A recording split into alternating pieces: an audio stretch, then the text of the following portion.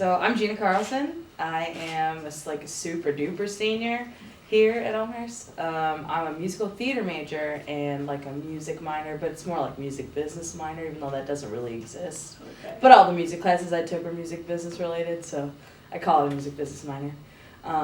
But yeah, I sing a lot of different styles, and I've worked really hard to kind of get to where I want to be mastery-wise in various styles of music, which is why I'm doing this EP. So what styles have you? I would consider myself strongest in musical theater, which people just being in plays and musicals, that's what musical theater is. But honestly, there's so many underground cabarets where people will just write music for people who sing that style. So not necessarily always singing songs for musicals or being in musicals, singing that style of music. And then jazz, absolutely jazz. I spent a lot of time here singing jazz. And then gospel, R&B, pop. I love country. So they're all very different. Yeah. Very, very different. But I kind of think of myself as a chameleon. I just That's awesome. put on different hats and make things different. So, yeah. So do you see yourself being a professional singer? Absolutely. Career-wise, that makes Absolutely. sense. I have to. I've spent too many years of my life doing it. So at this point, if I stopped, I'd feel like I wasted 15, 16 years of my life working so hard at it. So yeah, absolutely. Yeah. Hopefully. So what made you passionate about music? Speaking of that, do you remember the first time this is the thing I'm going to do? Yeah, it was weird. So in that very fragile age of being a grade schooler where everyone's the same, right? I'm thinking I think it was third or fourth grade. I think it was third grade.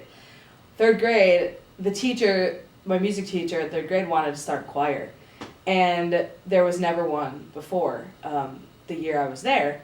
And so, you try to be cool, and you try to be, popular with the crowd, and, be like everyone else, and you don't want to stand out and be different. And so, one of the days in the music classes, I distinctively remember the teacher saying, I'm just gonna go around, we're gonna sing this piece of music, it's a really easy song, like a lullaby, and then I'm gonna walk around and listen to you, and if I hand you this piece of paper, I want you to take it home to your parents. And on the piece of paper, it said, I would like to invite your child to be a member of this choir. Which I thought was pretty cool because it didn't single anyone out. Yeah. It still allowed the teacher to hear the voices amongst the crowd, but still made you feel really special. So as the teacher was walking by, I was like, it's my time. It's my turn to sing. And I was singing with the group, and I started to sing a little louder. And all of a sudden, I was the first person to get a sheet. And I'm like, that's awesome. So I brought it home, and I gave it to my parents, and they're like, oh, we didn't know you could sing, but that's cool. Let's try it. So I joined the choir. And then for our spring concert, the teacher gave me a solo.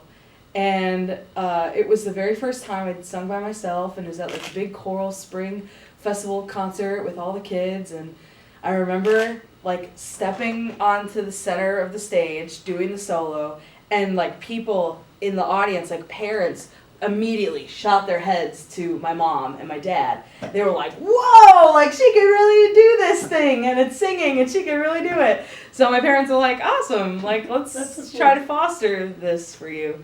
So yeah, third grade, and then I kept doing it a little bit more, and about fourth, fifth grade was the first year of American Idol, and I remember watching Kelly Clarkson specifically, and being like, I want to be just like her. And I would just blast the music in my room, and I would just sing it so loud.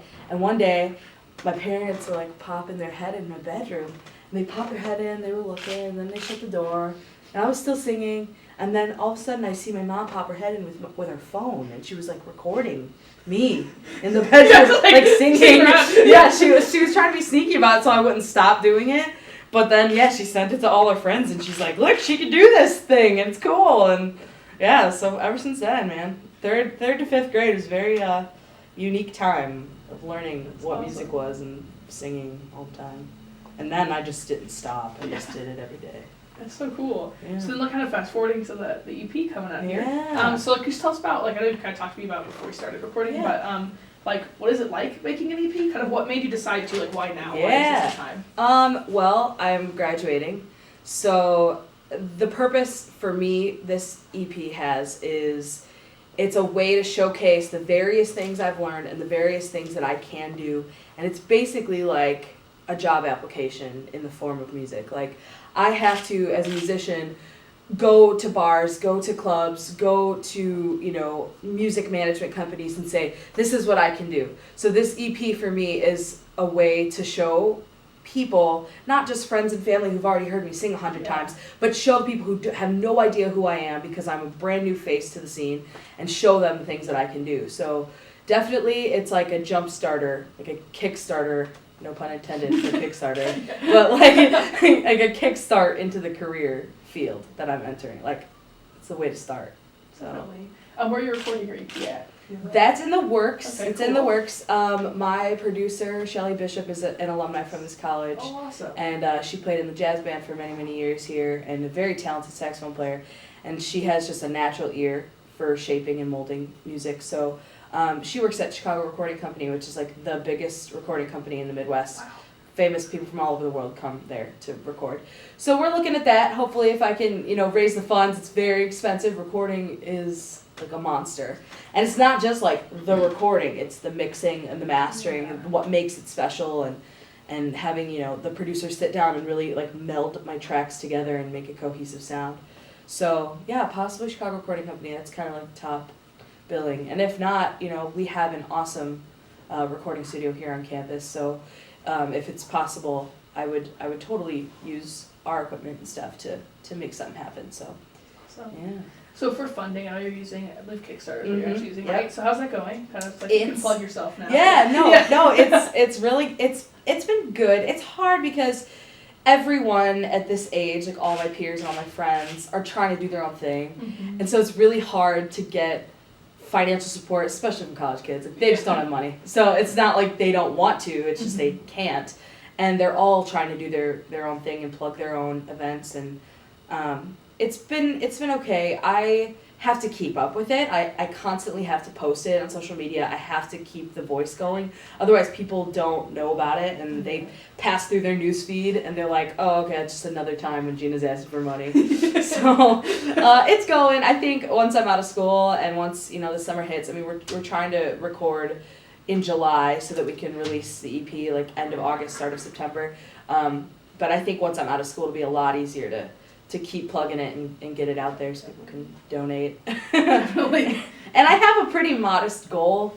I mean, a lot of people set ridiculously high financial goals for EPs, but I know what I need, and I'm not asking for more than what I need. Yeah. And I have some people too, like some people in my family and some other supporters of mine who are going to match things that I raise. Oh, cool. So if I raise a certain number, they're going to match that or give more, which is really awesome. So that's why I need every bit of support I can get, so I can get all of their support too. But yeah. And so kind of talking about support people in your life, like what, like who has been part of like your musical journey? Like who would you say, like these are people that have helped support me, like through, I know your parents. Yeah, my parents, of course, they're number one, always, and always have been. And anytime I was like, hey, I need voice lessons, and I need them from like the best voice teacher in Chicago, and it's like $90 a half an hour, so can we make that happen? And they're like, it's a lot of money, but if you're gonna invest yourself in it, this is like what we're gonna give to you so that we know like this is your passion, and you gotta show us that you're dedicated. So my parents for sure, my brothers, both of my brothers try to come and support me with everything that I do. And then, you know, of course all my family, they're very supportive. They come to everything I do here. So cool. But then also, there's a couple professors at the college that have been really influential on me and my decision to make music. Doug Beach, head of the jazz department, and Gail Bassesi in the jazz department, Sue Moniger, of course, like, she's the one that kind of found me and brought me here. So without her, I wouldn't really be doing music, I don't think, as a career. So, yeah. And my friends, of course, they're also supportive. So how did you end up at Elmhurst? That's a good. It's a really funny story, actually. It's a very entertaining story. So it was, I came here 3.5 years ago, and I transferred in. And the summer right before, because I transferred in the spring semester of 2013, and that summer before, a friend of mine had started a theater company. And he said, hey, he called me out of nowhere and said, hey, I know you haven't been doing any musicals or any shows lately, but I had this girl drop out of this musical, and I need you to come and step in and take her role because I know that you could do it. And I said, well, that's awesome, I guess, sure, I'll do it. And I hadn't been doing music. I was at DeVry where my mom works, so I was taking like business classes and just trying to get a physical degree and call it a day. And I joined the musical and I did it, and he was an alumni of Elmhurst College. And then in the cast were like 7 other alumni from Elmhurst College.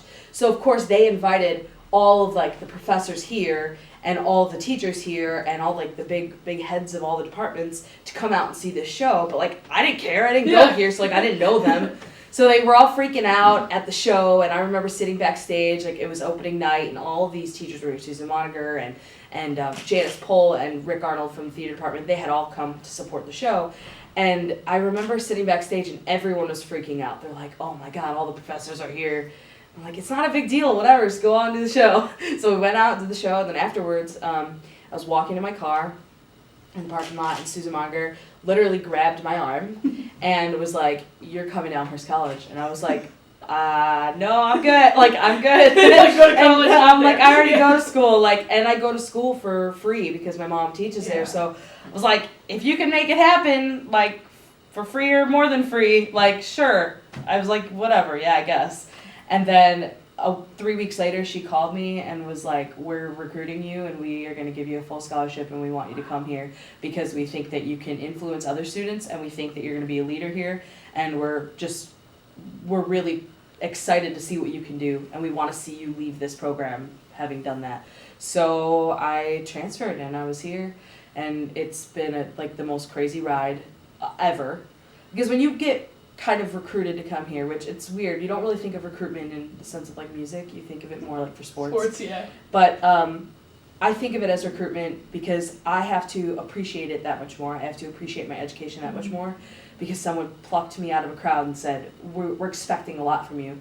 So while I've been here, some of the stipulations in me coming was I had to, be involved in certain groups, and I had to, step up and take a lot of leadership positions, and those are things that were just expected of me in nature, but also things, of course, I wanted to do. Yeah. But it definitely created a very busy atmosphere, a lot of pressure to always be on top of my stuff and always know my music so that I'm never slacking. And anytime I was slacking, there were teachers there that were ready to be like, yo, step it up. Like, you're here for a reason, so step it up. So it's been awesome. It's been crazy, but it's crazy. Really awesome. And I would have never, ever imagined I would be here, to be honest. Like, if you would have told me 3 years ago that I was going to be here, I was like, no, I'm good. I'm going to get my hospitality business degree from DeVry online. Like, I would have never thought. That was, in the moment, that was the dream. Yep. Definitely. It's crazy. Definitely. It's really cool. As far as like what you're involved in, just like a quick, I know it's probably a long list, but yeah, what kind of stuff are you doing in Elmhurst? Vocal jazz, late night blues, I've been in all 3.5 semesters, concert choir, chamber singers, the lab band, the musicals, the plays, all the theater stuff. I did a lot of competitions while I was here because Jen Mather, the voice faculty here, she's a member of NATS, which is the National Association for Teachers of Singing. And so I've done like national level competitions and regional level and state level competitions for singing. So it's been a lot. That's a lot of things. Wow. And then just, classes and gen eds and do things. Yeah, be a college yeah, be a student, make friends, socialize, all that stuff. Oh yeah, totally. That's really cool. And then so I think my last question I have, like musical influences that you have, which I forgot to ask earlier, but I know it's probably a lot because you have all these different areas that you love. There isn't really a lot of music I don't like. So there's a very slim amount of types of music I'm not jiving with. But I love like Kelly Clarkson for sure, like because I grew up singing her. And there's this actually like weird study that's been done by psychologists that what you grew up singing and what you grew up listening to as a child is, as a musical artist, how your voice kind of melds and how it turns into kind of what you listen to. So, like, I love 50s, like, I love the 50s doo-wop groups, like, that's what I grew up listening to. Elvis, and, like, all these, like, incredible, just powerhouse, Whitney Houston, and Mariah Carey, and Kelly Clarkson, and Carrie Underwood, and, like, Lady Antebellum, like, all weird kind of stuff, but stuff that I just love. And, of course, like, Broadway, for sure. Every album you could ever imagine, I've listened to, every musical Broadway album. So, yeah, all of that kind of makes me all mixed in the what I am. Into a Gina. Yeah, into a Gina. There you are. Yeah. So actually, the real last question I just thought of right now is I think like there's definitely a thread of like going after your passion, like even when it's crazy. So like, what advice do you have people that just like they have a passion, something that people are like, don't major in that. That's art. Some sort. So what kind of like what's your imparting wisdom upon the youngins? Upon the youngins. I would honestly say that I think you really need to evaluate. Just like you would with any major, you need to evaluate if this is something you want to do for the rest of your life, especially in the arts. It is very hard to make a career out of the arts, whether it's, painting or, sculpture or photography or writing, like creative writing. You're going from gig to gig to gig. It's not like you have a common 9-to-5 job. Like I won't when I leave here. So you really have to be passionate. You really have to be able to light the fire under your own butt, kind of. So you A, have to be super passionate about what you're doing, and B, you have to work really hard at honing in on your skills, because no one's going to take you seriously and no one's going to support your dreams, even if you love it, if you don't take it seriously and work to be the very best that you can be at it. So like always practicing and always working and always taking advantage of every opportunity will definitely show people and prove to maybe your family who doubts you and says, we probably shouldn't go into that. If you show them that you're being successful and you're working at getting better, they'll be 10 times more supportive and will eventually be on board with your dreams. So work hard and just be really passionate about it. Hello and welcome to the very first episode of The Leader Underground, because the stage is overrated. My name is Sanya Ahmad, and I'm so excited to share this new project with you all. In this new video series, we're going to be featuring interesting people on this campus. And now these may be people you pass by every day but are unaware of their talents. So we're providing the platform to showcase those talents for you. And for our very first episode, we're bringing you Gina Carlson, a music student at Elmhurst who is releasing an EP very soon. And we've interviewed her already, and now it's time for her to perform an exclusive song for us. So we hope you guys enjoy, and thank you so much for watching. And now, The Leader Underground presents a special performance by Gina Carlson.